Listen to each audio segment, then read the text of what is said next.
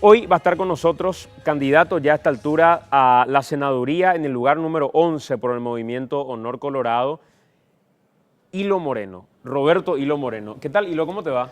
Hola Santi, ¿cómo estás? Mira, realmente estoy muy contento de la invitación, no solo porque tengo un respeto sincero por vos, no es ya mi faceta política que te voy a mentir ni nada, sino siempre lo digo, soy un tipo joven y se abrió camino en la profesión y ahora soy un referente, ¿verdad? Y además es un espacio importante, es un programa que siempre vi cuando estuvieron en programas anteriores algunos de tus invitados, Soledad por ejemplo. Así que realmente es un placer estar acá, Santi. Siempre suelo decir, porque comparando un poco con el otro formato que hacemos, que es AM, la gente como que rehuye de ir ahí porque dicen, no voy a entrar, Silvio Velar decía la cámara de gas, no voy a entrar a la cámara de gas, me van a liquidar, me van a... Este es un espacio donde mucha gente reclamó inclusive en los primeros programas y decía, ¿cómo no lo mataste a Calega Laverna? ¿Cómo no le mataste a Soledad Núñez? Es un espacio más intimista donde la intención es conocer un poco más a aquellos personajes que están en el día a día y en esa charla entender desde su pensamiento, probablemente tener puntos diferentes pero no entrar a cuestionarlos porque consideramos que el espacio más que nada nos permite conocer más que cuestionar. Repito, aquí en Al Pie de la Letra, ese básicamente es el formato. Y probablemente mucha gente hoy te conozca por el rol de procurador, pero no conozca quién es Hilo Moreno, en sus orígenes, cómo se involucra finalmente en el ámbito gubernamental hoy. Pero ¿de dónde venís? ¿Quién sos de una familia que está ligada al mundo del derecho, reconocida dentro del mundo del derecho? ¿Qué incidencia tiene eso en tus decisiones de qué hacer en la universidad, qué seguir? ¿Fue una decisión libre? ¿Era una decisión obligada de una persona que venía de cuna de derecho seguir finalmente esa carrera? ¿Quién es Hilo Moreno? Bueno, qué pregunta, ¿verdad? Decía el oráculo de Delfos, conócete a ti mismo, ¿verdad? El primer... Y creo que al final uno con los años van pasando y uno cada vez se conoce menos, ¿verdad?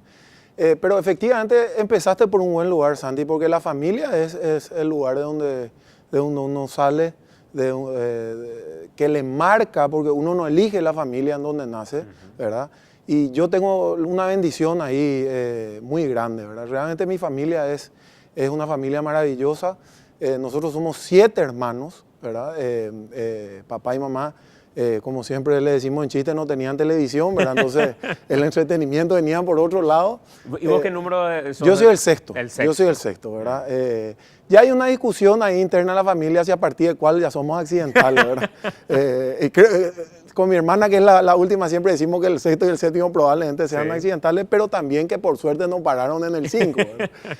Pero no, es una familia grande. La familia grande es muy interesante. Yo no sé cuántos hermanos... Nosotros somos 5 en total. Bueno, a partir de 4 la dinámica ya es, yo creo, siempre distinta y uno aprende mucho en la familia grande. Aun cuando mucha gente puede creer que soy bastante vanidoso y egocéntrico, la familia grande te obliga también a darte cuenta que no sos el centro del universo. Y además, del lado de mi madre, otra vez son 11 hermanos. Que tengo yo más de 45 primos hermanos. Súper numerosa. Estoy acostumbrado a estar rodeado de gente. Y como vos decís, aparte de tener un padre y una madre que están cumpliendo o cumplieron este año 54 años de casados y recién se fueron a un viaje romántico. ¿Tus padres tienen 54 años de casados? Mis padres cumplieron hace poco 50 años de casados. Bueno, O sea, no sé si es el mismo secreto del éxito que es... Papá es un pollerudo, pero campeón, ¿verdad? Es una cosa bochornosa. ¿Y el hijo salió así también? Bastante, bastante. Y uno, mira, te voy a decir una cosa, siempre dice, vos te vas a casar con él parecido a tu mamá. Y yo, por alguna razón casi inconsciente, siempre rehuí eso, porque mi mamá tiene una personalidad muy fuerte, además de ser una mujer muy hermosa, tiene una personalidad muy dura, muy fuerte. Y bueno, terminé casándome con alguien bastante parecido a mamá, ¿verdad? Porque mi esposa, además de ser muy hermosa, por cierto, tiene una personalidad muy fuerte. Y papá y mamá le quieren mucho a ella porque me pone en vereda. Claro. Cosa que ellos me decían, 35 años tratamos de ponerte en vereda y no pudimos. Mis compañeros de colegio de facultad dicen, maliciosos como son siempre los amigos, dicen que como en esa película de Matthew McConaughey, papá y mamá le pagaron a mi señora para que me saque de casa, ¿verdad? Porque yo me casé bastante grande, ¿verdad? A los 35. Entonces, Bueno, te decía, tengo una bendición, papá y mamá son dos personas maravillosas, son un ejemplo de matrimonio muy fuerte. Y te voy a decir una cosa, parame nomás porque vos sabes que yo hablo mucho, ¿verdad?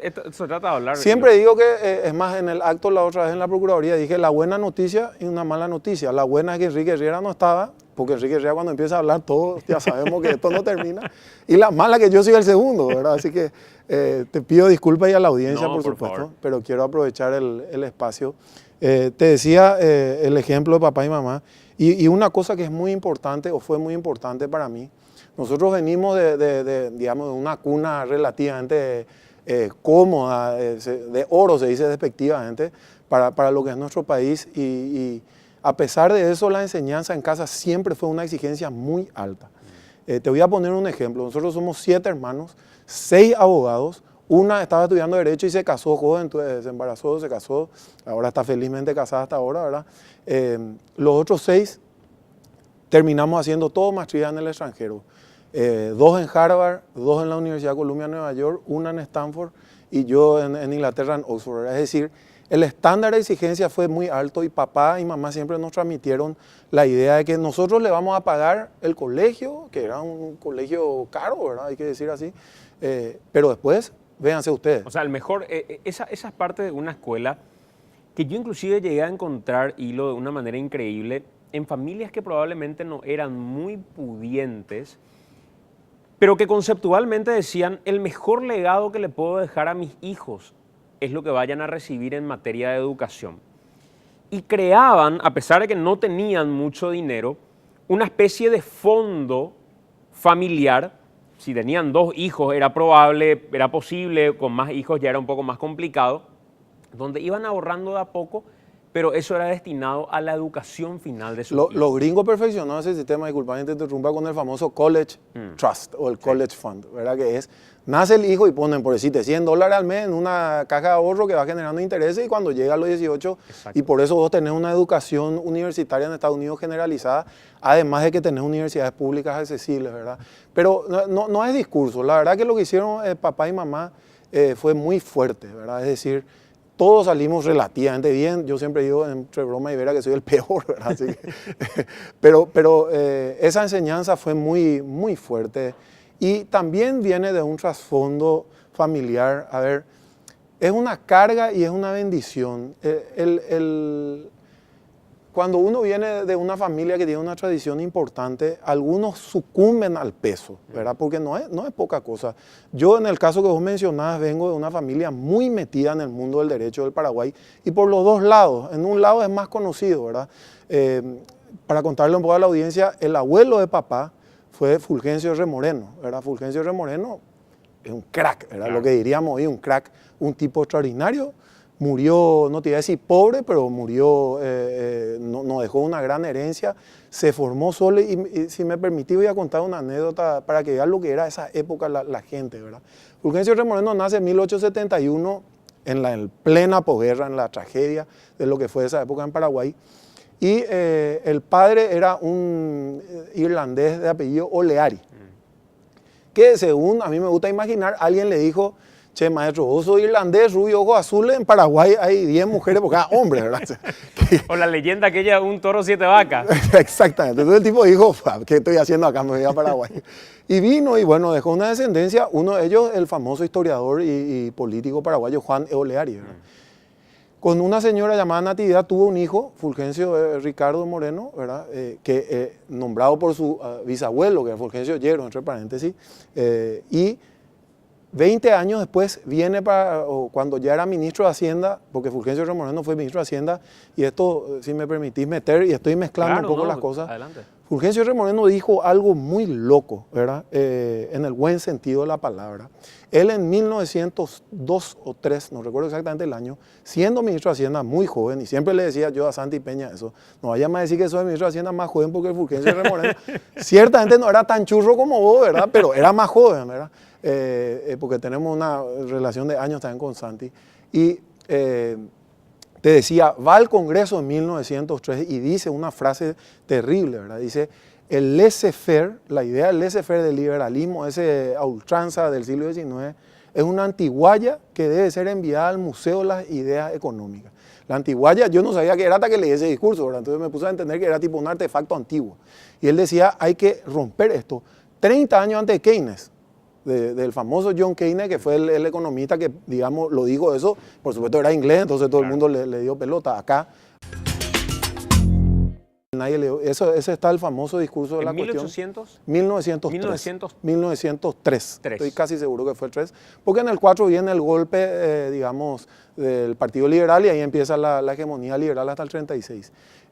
Pero mira lo que es Fulgencio Remoreno. A pesar de eso, él colabora con los gobiernos liberales. O sea, eso es una cosa que nosotros tenemos, mira, Cerro Olimpia. Hasta en historia nosotros tenemos. Yo no creo que haya otro país del mundo donde hay lopismo y antilopismo, ¿verdad? Que es tipo Cerro Olimpia o Colorado Liberal. Esas son cosas que nos hacen mucho daño, yo creo, a los paraguayos. Siempre lo digo. José Antonio Galeano nos solía reiterar en la Universidad Católica que era parte de uno de los elementos cruciales de la historia del Paraguay, como el mito del eterno retorno, como el mesianismo del que va a venir a salvarnos absolutamente todo. La edad de oro, sí. Es decir, un tiempo pasado. Que siempre fue mejor. Que siempre decimos, por ejemplo, Paraguay en 1860 era el país más rico de Sudamérica, sí. Que no es cierto, ¿verdad? Era un país extraordinariamente pujante, qué sé yo, pero no era Brasil, no era Argentina, no puede comparar, ¿verdad? Esa es una enseñanza que dejó un gran maestro, entre paréntesis. Estoy seguro que José Antonio estaría de acuerdo que fue Adriano Iralaburgo, ¿verdad? Y de hecho lo estudiábamos desde los libros de Adriano Burgos. Vos sabés que una de las cosas que más lamento en la vida es que cuando lo conocí a Adriano Iralaburgo a través de mi hermano Diego, que es un tipo muy interesante, entre paréntesis, lo conocí a Adriano Iralaburgo y murió muy poco tiempo después, entonces no le pude, digamos, conocer mucho, pero me dijo una vez, recuerdo yo me iba con mi auto por la calle España y lo veo caminando, ¿verdad? El viejito, ¿verdad? En el buen sentido, digo viejito. Y paro y le digo, maestro, le acerco, ¿dónde va? No, yo camino, porque mientras camino pienso, me dice. Y vos, morenito, ¿qué vas a estudiar? Y estoy estudiando Derecho, me dice. Y me dijo algo que me pareció, ya me marcó de hecho, me dijo, ay, en la Facultad de Derecho le enseñan todo mal. Le dicen que el derecho es un marco. Me dijo, el derecho no es un marco. Es un horizonte, me dijo, ¿verdad? Y yo dije, ¿qué habrá querido decir? Y después con los años fui entendiendo más profundamente porque tenía una implicancia en la escuela hermenéutica, sí, que él mamó, porque muy poca gente sabe que él fue discípulo de Paul Ricoeur, que fue uno de los filósofos franceses más importantes del siglo XX, a nivel de Sartre, de Simone de Beauvoir. Un crack, ¿verdad? Entre paréntesis. Aprovecho nomás porque me gusta mucho reconocer a los grandes paraguayos que hemos tenido. Somos injustos hasta en el fútbol. Los muchachos se quejan, por ejemplo, de Chilaver. ¿Cómo puede quejarte de Chilaver?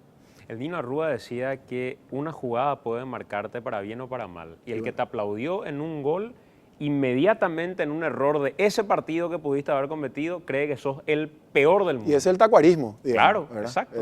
Pues sabes que me quedó muy marcada esa imagen de Tacuara, porque a mí me tocó, después del partido, que Tacuara fue un crack, antes de definir acá la vuelta, lo esperaban en el aeropuerto. Y todos esperaban que llegue Tacuara. Y Tacuara, desde el día que lo mataron, quedó callado y no dijo nada. Nunca dijo nada. Pudo haber hecho lo que hicieron muchos. Renunciar a la selección, irse, despotricar contra todo el mundo, tomarse con la gente. Decidió quedarse callado. Cuando vuelve y ve la gente que coreaba su nombre, mira y no dice nada inicialmente. Y queda por unos minutos como tratando de entender, pero no reacciona ni es vengativo, diciendo, me mataron antes y hoy ahora no. Y termina diciendo, espero que la gente nos apoye en el último partido. Y agradezco que hayan venido hoy. Nada más. Entonces uno dice, pucha, imagínate la procesión que llevaba al hombre dentro, que quedó callado por tanto tiempo y el exitismo de la gente lo llevaba a poner como héroe en ese partido. Y una jugada antes era el villano. No, y si metía el penal contra España y nosotros íbamos estoy seguro que íbamos a salir. Una vez le pregunté a Tata Martino, hablando así en un asado con él, y me dijo, también estaba convencido, si metía el penal y salíamos campeones, Tacuara Cardoso ahora iba a estar, no sé, acá hemos tenido una foto de él, ¿verdad?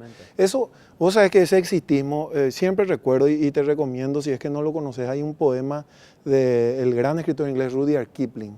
Me marcó mucho porque vi un famoso ministro de la Corte Suprema de Estados Unidos, tenía pegado en su despacho y a todo lo que entraba le hacía leer.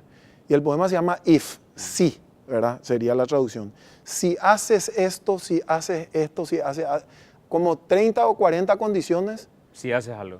Le escribe Rudyard Kipling a su hijo, ahí serás un verdadero hombre, ¿verdad? Un hombre en el sentido de ser humano. Claro. Y una de las cosas que dice en un momento que es una profunda sabiduría, y Tacuara Cardoso nos lo enseña, para que vea que la sabiduría no se encuentra solo en el que se va a la biblioteca, sino en el que es un sabio, es si entiendes que el éxito y el fracaso son dos grandes impostores. Y decime si no es así, ¿verdad? Mira, y cuesta entender, Santi, eso. Te va bien y los muchachos, recién le decía al que me sucede en el cargo, a Francisco, que me llamó y me dijo, tengo 150 mensajes de, entre comillas, amigos que me están felicitando, y le dije, si yo calculo el 15 de agosto de 2013 tuve 150 y ayer ponerle tuve 10, ¿verdad? Claro. Y eso no quiere decir quiere decir que hay cosas que son muy ilusorias, ¿verdad? El éxito es muy ilusorio. Y yo soy muy fanático de los documentales de música, el famoso VH1, sí. Inside the Music. Y es que todas las historias de fama de los grandes músicos es la misma. Los tipos entran, se suben a una nube, revientan, y porque ahí está el tema de la fama y el éxito, ¿verdad? La propia fama y el éxito te quiere ver después abajo. Exacto. Te quiere ver fundido. Y un tipo como vos, que tiene éxito, eso es indudable, es muy complicado, porque el éxito en tu caso es también tu trabajo. Porque pero si vos no tenés éxito, nadie te ve. Claro, pero fíjate, yo me acuerdo perfectamente, y es algo que hace poco discutía en las redes con alguien. Yo recuerdo que quien tenía una fijación con el tema de los famosos, que son presentados, porque por estar en medios de comunicación dice, él es famoso. Y el que tenía una fijación con eso era Manuel Bernardes. Claro. Y decía Manuel, no existen famosos en Paraguay. Famoso es el que descubrió una vacuna. Lo que existe es una persona que puede ser popular en un momento determinado, pero puede dejar de serlo en 2 segundos.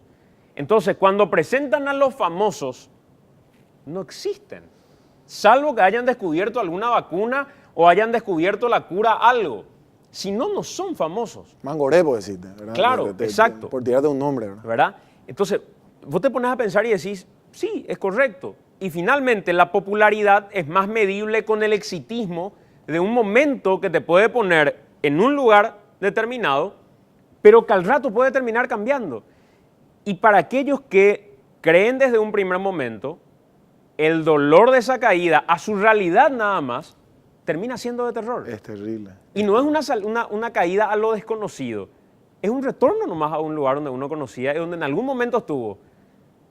Pero mientras tanto vivió un viaje ilusorio, digamos. Claro, ¿no? Totalmente. Es muy complicado y bueno, yo más o menos viví el proceso porque al entrar, qué sé yo, entrevista, tele, y la gente es particular, ¿verdad? En la reacción. ¿Y cómo lograste? Porque mira que hay algo que a vos te podía haber marcado de una manera relevante. O no sé si en el círculo que lograste posicionarte mediáticamente no es tan notorio como quizá en el ámbito del derecho, pero vos no sos el hijo de, y podría serlo, pero perfectamente y con todas las letras, claro, o sea, claro. Podría ser perfectamente el hijo de, pero te posicionaste, salvo que, repito, en el ámbito del derecho, en el ámbito que te podés llegar a mover, te conozcan como el hijo de. Pues yo creo que hoy sos Roberto Moreno, sos Hilo Moreno, ¿o vos cómo sentís? Mira, vos sabés que eso es un punto interesantísimo, porque el prejuicio es muy grande. En la Facultad de Derecho, por ejemplo, ¿verdad? Porque papá es profesor de las 2 facultades. Es decir, hoy, salvo gente de 80 años, todos los abogados paraguayos, que somos muchos, 50.000, que es todo un tema entre paréntesis para hacer 10 programas, fueron sus alumnos. Y además, como papá habla muy bien y da muy buenas clases, y es un tipo con mucho prestigio, entonces es una marca pesada. Y es muy interesante la pregunta, porque eso, y es una de las cosas que yo siempre digo, nunca le pongan a su hijo su nombre, porque o le va a ayudar injustamente o le va a perjudicar injustamente, ¿verdad? Si son un bandido, qué sé yo, ¿verdad? Tiene el otro. Yo creo que a nosotros nos ayuda, o en nuestros casos nos ayuda una gran cosa. Papá tiene un carácter extraordinario. Yo nunca le escuché gritando, no tiene enemigos, ¿verdad?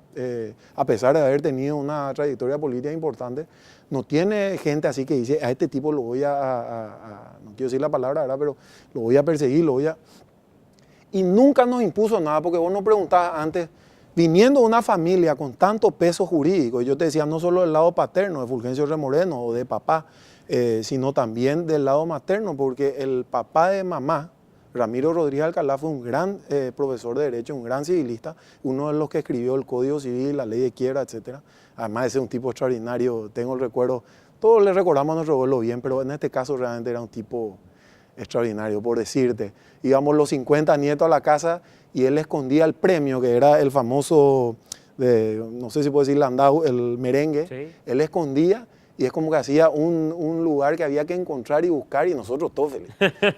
Todos los primos los recordamos a él, y creo que ahí, no sé, tengo sobrino Ramiro a patada, se llama Ramiro, pero te decía, papá nunca nos dijo, nosotros tenemos un apellido jurídico, nosotros tenemos que hacer esto, vamos allá. Nunca, nunca. Y yo era su esperanza para ser médico, es más. Y yo dije, mira, después de ver lo sacrificada que él había al médico, pues realmente el ser médico es realmente sacrificado, dije, no, a ver, derecho, tenés que ser medio animal en Paraguay para no recibirte de abogado, y es un problema entre paréntesis eso, pero lo digo con mucha franqueza.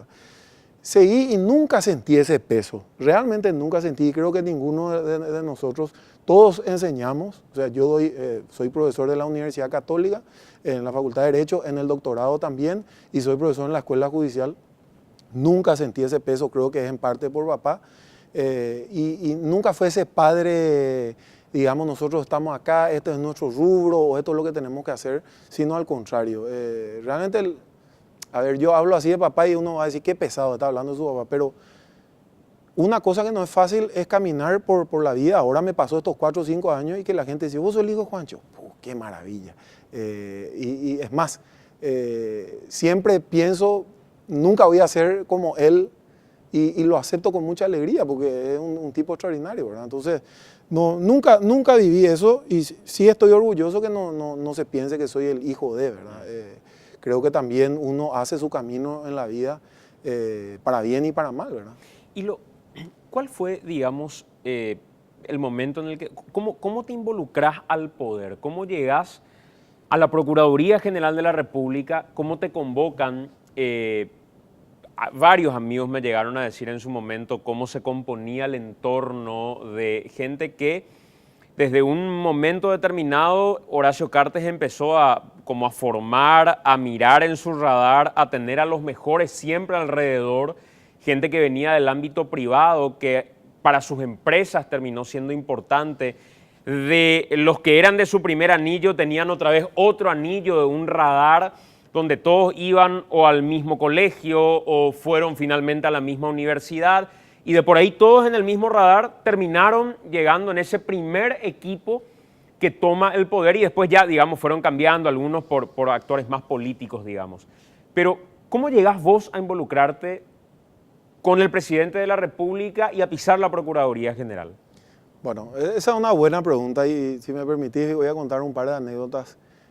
Además de decir, yo creo que la distancia que genera el poder, sea quien sea, el presidente o el rey o el príncipe o lo que sea, genera una distorsión también en la imagen de la persona, ¿verdad? Yo calculo que no es lo mismo conocerle, por decirte un nombre, a Lugo como presidente que si vos lo conociste de toda la vida. Y en el caso del presidente Cartes es así, ¿verdad? Porque realmente yo le conozco, a ver, no tengo una intimidad como podría tener un amigo toda la vida, pero por lo que le conozco, él tiene ciertas cosas de las que no sale, más allá de la cuestión política. Y una cosa que es extraordinaria es su confianza en la capacidad y en la juventud. Eso no lo digo por salamero ni por chupamedia, sino porque me consta, ¿verdad? Y te digo dos cosas. Primera, cómo yo le conocí al presidente Cartes, que no fue la razón por la cual me convocaron, de la forma más simpática posible. Yo tenía un programa de radio AM que hacíamos los jueves de noche en una radio AM que era un grupo de 4 amigos de toda la vida y que no nos veíamos más porque cada uno se casaba, tenía su hijo y qué sé yo. Entonces yo dije, che, no nos vemos más. Y un día surge la posibilidad, porque el programa que estaba en esa radio, que era un programa de sexología, ¿verdad? Termina. ¿Qué radio? Era Radio Chaco Boreal, ¿verdad? Que un amigo de toda la vida es Henry Bierman, el hijo de Hugo Bierman, que está ahí, ¿verdad? Entonces dice, muchachos, se cayó el programa de sexología. Y yo decía, pero este es el mejor programa en la radio, ¿verdad? Porque los muchachos llaman a hacer preguntas de, me pasa esto, me pasa lo otro, ¿verdad? Y dice, y surge la posibilidad, porque es una radio pequeña, familiar, y ahí yo dije, es una buena idea hacer radio porque nos vamos a obligar a vernos toda la semana, pase lo que pase. Y empezamos medio para ver qué pasaba. Y empezamos medio serio, ¿verdad? Nos reuníamos en un restaurante en San Miguel. Hacer los apuntes. Hacer los apuntes. ¿De qué íbamos a hablar? Hacen lo mismo al empezar y a la semana los apuntes se quedaron en el camino. Te va a decir uno de ellos, Javier, ¿verdad? Que Javier Jiménez, que era uno de los que hacía el programa, decía, por tu culpa, Hilo, porque empezábamos todo estructurado y vos a los 10 minutos te iba a hablar otra cosa, ¿verdad? Que soy muy así, yo soy muy disperso, ¿verdad? Tengo una inteligencia horizontal, no vertical. Y por tu culpa esto es un quilombo. Pero funcionó el programa. Nosotros hicimos el programa del 2006 hasta el 2012, hasta que yo me casé. Por eso algunos de los muchachos decían a mi señora que era una especie de Yoko Ono, ¿verdad? Pero por suerte también, ¿verdad? Porque después ya no iba a poder hacerlo. Y el programa fue una maravilla. Mira, vos hablabas de Manuel Bernardes, una de las bendiciones que me dio la vida, que Manuel Bernardes, que es un titán de la radio AM, nosotros lo invitamos una vez a la radio a Manuel. Y nadie sabía qué esperarse, ¿verdad? Llega Manuel y dice, y le ponemos un tema de Santana, ¿verdad? Se vuelve loco. Nosotros teníamos una parrillita, porque como en el programa teníamos auspicio, un frigorífico y una cervecería, ¿verdad? Era entonces, toda la carne al asador. No, literalmente. Entonces, no nos interesaba ningún otro auspiciante. Entonces nos llamaban y decían, no, nosotros cervecería y parrilla, ¿verdad? Poníamos una parrillita, tomamos cerveza y hablábamos como si fuera una ronda de amigos. Y hablábamos de cualquier cosa, política, música, película, lo que sea. Se fue Manuel, se volvió loco. Y después se convirtió en fanático del programa. Es decir, llamaba y decía, ¿me puedo ir hoy? ¿Verdad? Entonces hicimos programas locos, como Mina Felicia Ángel, y fue una vez con Manuel, ¿verdad? Por decirte. Y fue una experiencia otra vez. Muchísima gente pasó por ahí. Mirá, ni te cuento. Y por una casualidad de la vida, lo conocimos al presidente a través de ahí porque él era director del departamento de selecciones, ¿verdad? Y en un asado que nos encontramos una vez, qué sé yo de qué era, le pedimos que si Paraguay clasificada se vaya a nuestro programa. Y le dejó en bola todos los gigantes, Arturo, eso, ¿verdad? Y se fue a nuestro programa. Y que incluso Arturo tenía un programa a la noche en Telefuturo y pidió hacer un duplex. Una historia simpaticísima, ¿verdad? Así le conocí. Pero él no sabía si yo era abogado, ingeniero o lo que sea. Cuando posteriormente llega la época de hacer, digamos, el equipo, él prometió la selección nacional y a mí me consta que fue. En el sentido, quizás no todos los que estaban, vos podés decir, eran cracks. Pero sí, yo tuve una sola entrevista de trabajo en mi vida, Santi, porque toda la vida trabajé en el estudio familiar y no les queda otra que aceptarme, ¿verdad? Mi única entrevista laboral en mi vida fue con el grupo de gente que trabajaba para el actual presidente, que me pidió que le envíe el currículum, se sentaba y me dijeron, ¿vos qué pensás de la Procuraduría? ¿Cómo ves? ¿Qué se puede hacer?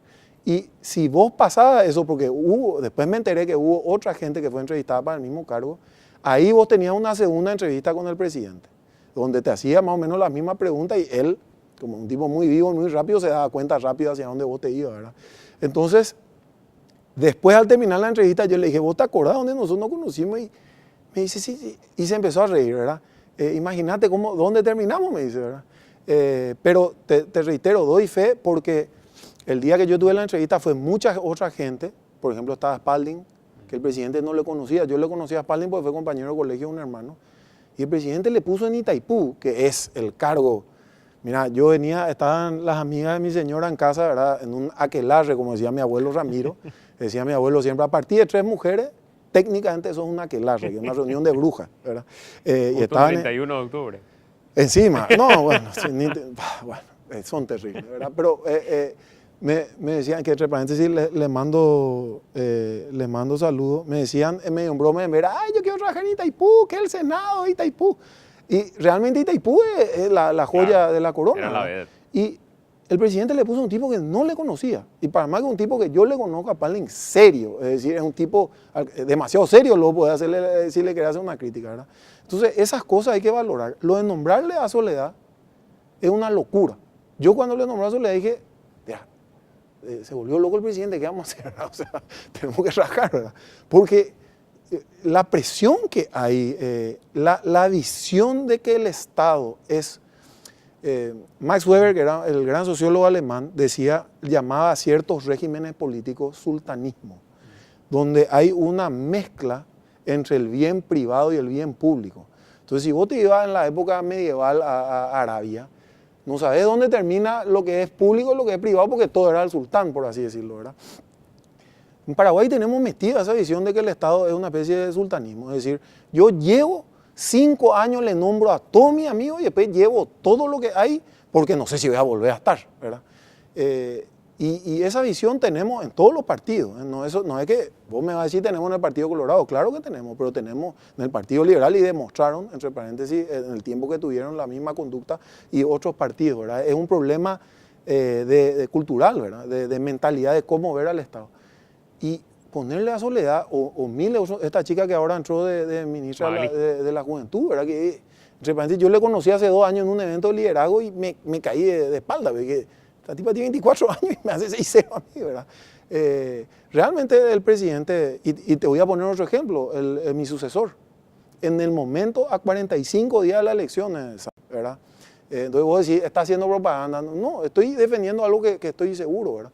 Ahora, a 45 días, te cierro nomás la idea, a 45 días de las elecciones, él me dice, mira, Hilo, vos conocés el mundo de los abogados mejor que yo. Y yo sé que vos no me vas a traer un bandido, ¿verdad? Un tipo que va a venir a reventar todo lo que hiciste 4 años, que te costó hacer 4 años.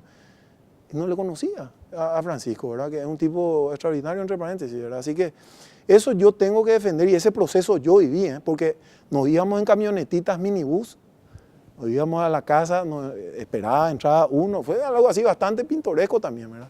Y reitero, fue mi única entrevista. Me gustaría pensar que llegué solamente por capacidad, ¿verdad? Mira que ahí hay una cuestión muy peculiar que se da. Yo reconozco, probablemente sea una de las personas más críticas a la gestión de Horacio Cartes, no solo la de Horacio Cartes, la de Federico Franco en su momento. El otro día me dijo, por fin me tuviste acá, me criticaste durante todo el tiempo que fui presidente, nunca me invitaste y qué sé yo, para que te dé mis razones.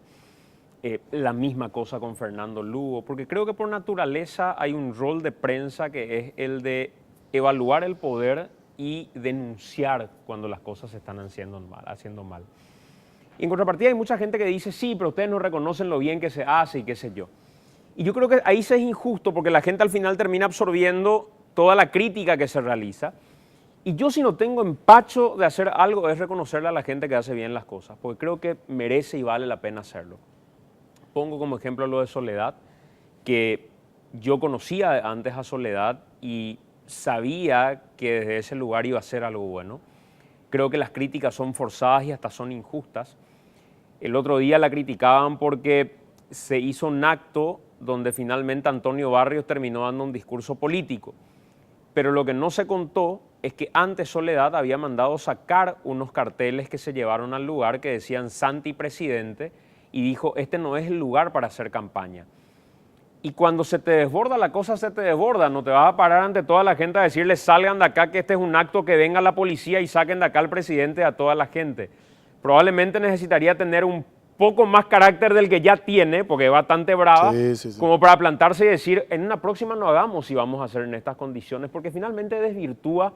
Es lo mismo que se te vayan, sin desmeritar a los seccionaleros, 70 seccionaleros, y se hagan del logro de lo que ustedes consiguieron en la Procuraduría General de la República. Y eso es algo que no le pertenece a un partido, eso es algo que le pertenece al país y es un logro genuino a alguien que entró por capacidad propia. Creo que lo mismo pasaba con Santiago Peña. Y cuando salía a defender a Santiago Peña decían, no, pero vos estás encantado con Santiago, que no sé qué cuánto. Hoy mis críticas a Santiago son directamente relacionadas a, che Santi, pero yo no espero esto de alguien joven, no espero de alguien que viene de una generación nueva, que esté sentado con los viejos vicios de la política y hasta reivindicándolos. De última, no emitas comentarios, pero tampoco reivindiques esos vicios de la vieja política o los justifiques, porque es como que no calza y es como que yo siento que lo están utilizando a él para validar a gente que tiene prontuarios más que antecedentes. Y lo mismo pasa con vos también. O sea, yo siento que Hilo Moreno es una persona que se ganó el lugar que se ganó y repito, creo que hasta merecía una mejor ubicación en la lista del Senado o en cualquier otro proyecto. ¿Por qué no? Un proyecto que venga con otro color a futuro y que diga, acá tenemos un potencial ministro o procurador o lo que fuera. Entonces, Hilo, te pregunto, ¿en qué momento un presidente de la República por más poder económico que tenga, por más carácter que tenga, como el caso de Horacio Cartes, tiene que terminar cediendo, y miremos desde el punto de vista de ejercicio de poder, a cambiar una selección de notables, por poner un título, por gente que venía con vicios, independientemente a que sea político o no. Porque el que sale de Senavitat, que era su elección original, sale después de denuncias. Entonces pudo no haber sido político, pero venía con viejos vicios. Hoy la lista del Senado que tiene Cartes, como la que tiene Mario Abdo Benítez y como la que tiene Efraín Alegre, es una lista de gente con prontuarios más que con gente con trayectoria política partidaria genuina. Cuando yo escucho a González Daer decir los echamos o que se vayan si no votan por la lista 2, yo digo, bueno, acá está cómo se construye finalmente prebendarismo. Se construye en base a las amenazas de gente a la que metiste a un lugar determinado y ese no es un modo nuevo de hacer política. Entonces digo, ¿dónde Cartes termina cediendo? Cede con la convención que le dice, acá tenés que poner a colorados, y cambia a De Vargas. Cede Cartes, el que tenía un plan original, cuando se da cuenta que sin los seccionaleros era imposible sostener legitimidad y gobernabilidad, que era un poco lo que le pasó a Lugo, que dijo, me desentiendo de la clase política y nadie salió a la calle a defenderle cuando se dio el juicio político. ¿Por qué el poder termina cediendo? A ver, la verdad que planteas muchas cosas, Santi, ¿verdad? Es muy interesante la reflexión y yo me hice este tipo de preguntas mucho durante estos años, ¿verdad? Porque yo viví el cambio, digamos, de ecosistema, por así decirlo, de temperatura, como quieras llamarlo. Y no sé cómo te puedo responder esto sin que parezca que me estoy yendo por las ramas o de alguna manera piloteando. A ver, yo creo que la actividad política, es decir, la política como una forma de vida que es ineradicable, es decir, vos no podés decir no quiero más política, quiero hacer algo sin lo político. En eso es una de las pocas cosas que estoy de acuerdo con el expresidente Duarte Frutos. No estoy de acuerdo con las consecuencias o conclusiones que él saca, pero sí estoy de acuerdo que eliminar la política es un error conceptual, porque el político, la persona que se dedica a política, tiene una forma de ver el mundo y de hacer las cosas distintas a la de un empresario, a la de un periodista, ¿verdad? Entonces, en primer lugar, yo creo que la política tiene sus reglas propias, ¿verdad? Que si uno no logra aprenderlas, lo cual no quiere decir bailar con todas las cosas feas que se hacen en la política, no le va a ir bien. Entonces uno puede terminar haciendo un gran movimiento testimonial, que tenemos ejemplos en el pasado en Paraguay, donde vos decís, mira, qué bueno, y tuvo 1000 votos, ¿verdad? O siempre lo recuerdan a Gualdino Ramón Lovera. Un ejemplo, yo le conocí de chiquitito porque él era presidente de la Cámara de Senadores cuando papá era de diputado. Un gran señor, pero cuando se presentó tuvo el 1,5% de los votos, ¿verdad? Entonces, vos decís, sí, testimonial, pero ¿dónde está el cambio de la realidad? Entonces llega un momento en donde uno tiene que hacer ciertos, los gringos llaman compromises, ¿verdad? Ciertas transacciones con la realidad, donde uno no puede decir, porque no solo tenés la realidad política, sino tenés la realidad jurídico-institucional del Paraguay. Entonces vos me decís, ¿dónde se Descartes? Y yo te digo, en el Poder Ejecutivo yo no encuentro nombramientos políticos, habrán, seguramente, pero no han sido masivos. Es decir, te pongo un ejemplo, ahora salió Baruja, que sí fue un nombramiento relativamente político, aunque él es un ingeniero agrónomo. ¿Y quién entra? Marco Medina, un monstruo, yo no le conocía, ahora le conocí, es un tipo que puede ser ministro en cualquier gobierno de cualquier color, ¿verdad? Ahora, las leyes propias y reglas propias del Senado o la Cámara de Diputados son otras, ¿verdad? Esa es una realidad. ¿Por qué? Por la forma en que está estructurado nuestro sistema. Si no tenés voto, podemos hacer una lista donde estamos, no sé, por decirte Berta Roja, por ponerte, y gente así, que todo el mundo, Luis Arán, que todo el mundo le va a amar, y después vamos a llegar y el día de las elecciones no vamos a tener voto. Entonces, sí creo que hay una especie, una palabra, pragmatismo, realismo, como quieras llamarlo, donde vos tenés que decir, hasta cierto lugar puedo ir y hasta cierto lugar no puedo ir, ¿verdad? Y también creo, Santi, que una de las grandes críticas personales que yo tengo con el comunismo como un sistema de ideas, ¿verdad? Porque me gusta leer mucho a mí, ¿verdad? Y, no quiere decir que pienso bien, pero sí me gusta leer. Y una de las críticas que tengo al comunismo es la idea de que se puede cambiar todo en una semana, por decirte, ¿verdad? Y eso fue un gran error el chip que metió Marx en la cabeza de mucha gente con muy buenas intenciones.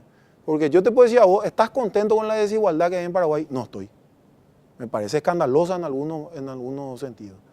Pero eso no vamos a cambiar en una semana.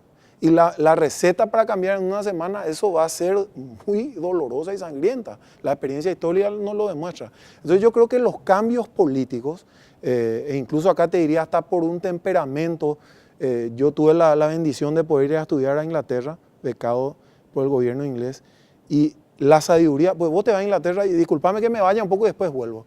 Hay una cosa que me llama la atención, vos te vas a Inglaterra, Inglaterra es una piedra en el océano. Inglaterra no es Argentina, no te voy a lo decir Estados Unidos, que es un país que hay todo. Inglaterra es una piedra, no hay nada. Chiquitita, Inglaterra es más chico que la región oriental de Paraguay, que el Chaco es más chico. Y sin embargo los tipos fueron 200 años el imperio más poderoso y hoy en día siguen siendo un país poderoso, ¿verdad? Y cómo hicieron ciertas cosas. Y los ingleses tienen una sabiduría en la política que es, podemos llamarla, por ponerle un nombre, el incrementalismo, ¿verdad? Cuando se produce la Revolución Francesa, el famoso parlamentario y político inglés Edmund Burke escribe su libro Reflexiones sobre la Revolución Francesa. Y el tipo dice, viejo, esto es una locura. Uno puede en política cambiar toda la noche a la mañana porque va a romper muchos huevos, ¿verdad? Para hacer el omelette, por decirlo así. Y dice, ¿por qué no hacemos los cambios en forma inteligente y pensada? Y yo creo que la política nueva que prometió Cartes es realidad, pero no es en todo, no es absoluta y no puede ser, es imposible. Y hay gente en otros partidos, no solo en el Partido Colorado, que no le interesa el cartismo, que no le gusta el cartismo en el sentido que estabas diciendo vos antes, ¿verdad? De hacer una selección nacional, de meter gente preparada, porque no les conviene. Entonces, siempre recuerdo la frase de Bertolt Brecht, la crisis se produce cuando lo viejo no termina de morirse y lo nuevo no termina de nacer. Va a haber necesariamente un flujo y reflujo, van a haber cosas que van a hacer Cartes y va a decir, pucha Cartes, vos me prometiste la nueva política y esto qué es. Pero en contrapartida yo te iba a decir, espera, estamos ganando también un espacio. Claro, pero yo a lo que voy nomás es que no encuentro esa coherencia. Te puedo decir hay algo para completar. Claro. Yo no estoy contento personalmente con la velocidad, ¿verdad? Me hubiese gustado que sea más rápido y más profundo. Pero finalmente las cosas son así, ¿verdad? Me vas a decir que vos estás contento cuando escuchás a un protagonista político con el que vos estás sentado en el mismo lugar y en el mismo acto. Decir, si no votan por este candidato y yo tengo fotos que estuvieron con el otro, váyanse de este lugar. Uno choca con sus convicciones, Hilo, en ese momento. Y dice, ¿estoy sentado o no estoy sentado? ¿Estoy cómodo o no estoy cómodo? Y uno a partir de ahí puede empezar a construir ideas, como ocurría en el caso, y siempre le pongo este ejemplo a Santi. Conversé con él hace una semana fuera de micrófono, fue a Ñandutí, nos quedamos conversando, se quedó él, tengo que decir, porque si algo tiene él y yo le reconozco, es que da la cara ante la crítica. Y a veces no da la cara solo al aire.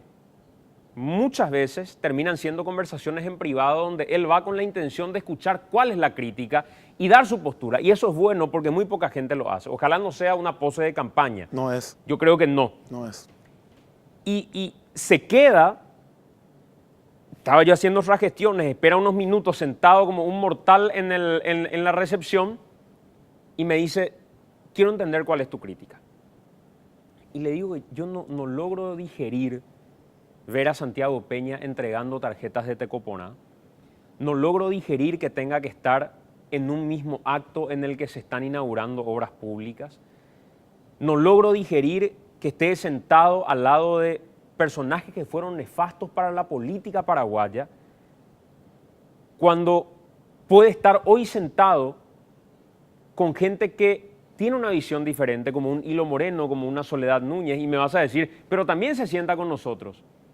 Está bien, pero si sos la nueva política, no estás reivindicando la impunidad que hay en uno de los países más corruptos del mundo y que no tiene condenas ejemplares por corrupción. Entonces, a lo que voy, Hilo, es, ¿no chocas con tus convicciones cuando hay sapos que hay que tragarse en la política? A ver, definitivamente la política es entre muchas otras cosas, porque hay definiciones de la política, por ejemplo, el arte de mimar macho, vas a escuchar mucho, ¿verdad? Y otro es el arte de tragar sapo, te queda con un coso así, omeprazol, como dice un amigo. Pero también, ahí te digo una cosa, no para desmarcarme, también en otros sectores, en el sector privado, que es del que yo provengo, también hay sapo que uno se traga, ¿verdad? No es exclusividad de la política. Ahora, para no parecer que no te quiero responder y no quiero agarrar el toro por las astas, ahí hay una cuestión de temperamento también, de decir dónde voy a poder hacer un cambio real y efectivo, ¿verdad? Entonces yo te diría en el caso de Santi. Santi, en primer lugar, yo creo que él es así como se muestra. Lo que puede ser es que cambie, pero no es que él ahora está haciendo este show, porque él es un tipo así, me consta, desde que le conozco. Santi pudo haber dicho, no, presidente, yo no quiero porque me voy a tener que sentar con fulano.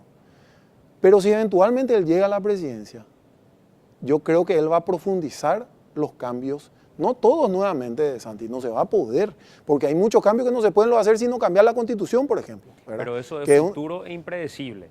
Sí, incierto. Sí. Entonces, pero ¿bajo qué elementos yo tendría que creer en eso que hoy me dice Hilo? Que, ojo, me lo dijo también Santi.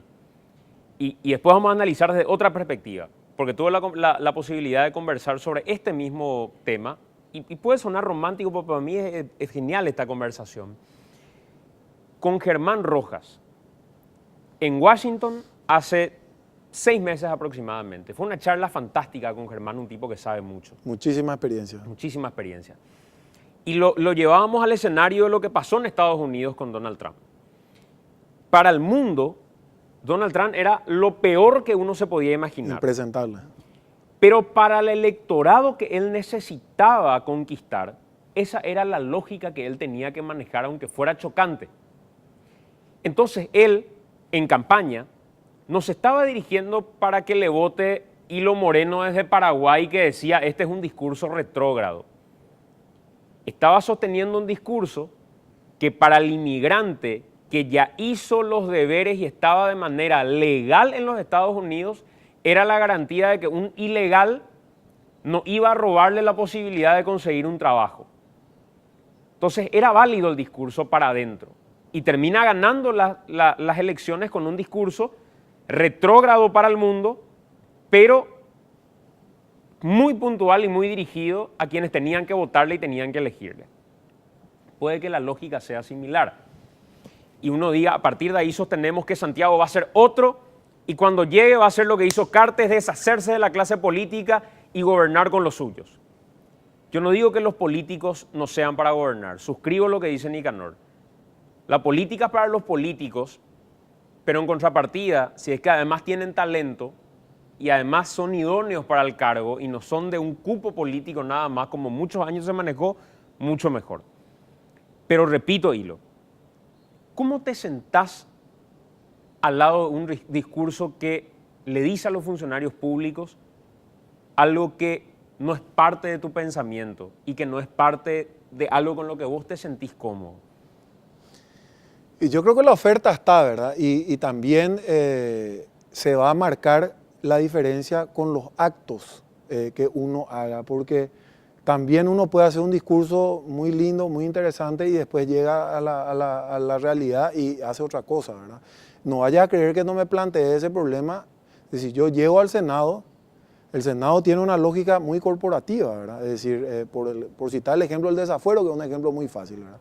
Donde vos decís, che, hoy por mí, mañana por vos, ¿verdad? Entonces empieza a generar toda una lógica perversa ahí, ¿verdad? Y posiblemente en algún momento dado me puedo convertir en un paria. Pero hay gente que entró y salió muy bien.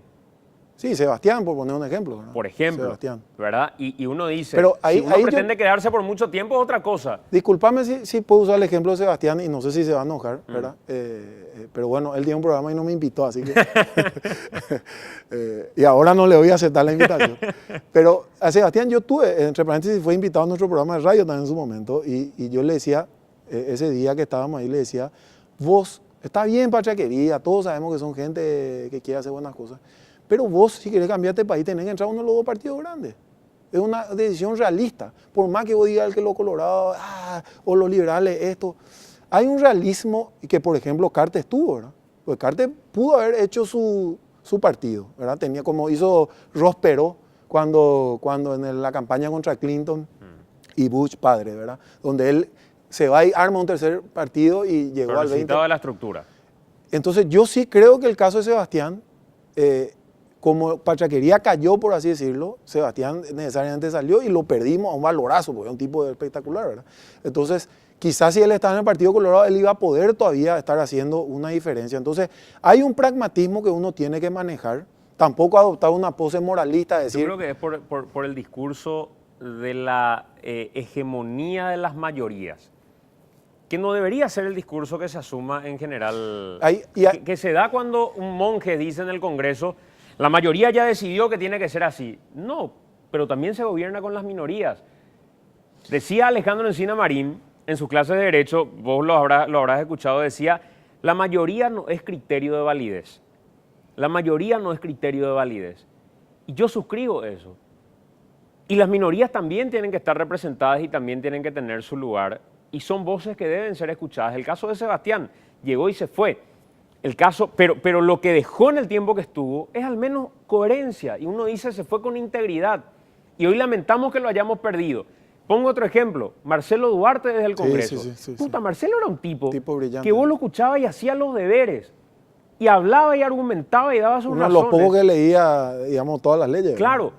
Hugo Estigarribia era otro. Era parte del Partido Colorado. Se pelea después con Nicanor porque el tipo dice, no, a Nicanor no se le permiten estas cuestiones que él busca, o la reelección, y se mantiene, se sostiene, no aparece al año siguiente, pero el tiempo que estuvo aportó algo. Entonces uno dice, se puede construir desde la minoría, salvo que uno tenga pretensiones que son eternizarse en el poder, como otros que llegan, no aportan nada, pero continúan todo el tiempo que se les antoja.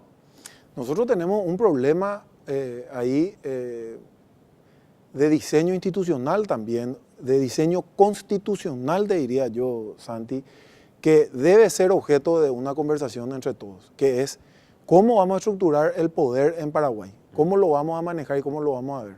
Porque muchos de los problemas que tenemos son problemas sistémicos, no de hombres. Es decir, los hombres son consecuencia o resultado de un sistema armado. Somos producto de la sociedad, finalmente. Fíjate vos, el Poder Judicial.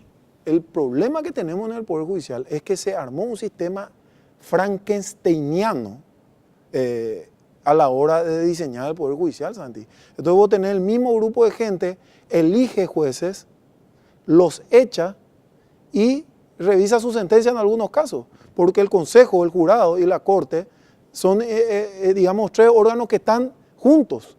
Eso fue una tragedia que no le escuché a muchos constituyentes hasta ahora decir, pero hay casos, por ejemplo, Emilio Camacho ha reconocido, hay algunos casos de gente que dijo, acá la pifiamos, ¿verdad? José Nicolás Morini yo mismo, ¿verdad? Eso es algo, entonces el Poder Judicial, vos me decís, estamos mal, vos te animás a entrar al Poder Judicial y te voy a hacer la misma lógica que la del Senado. Y mira, si tengo una chance, me voy.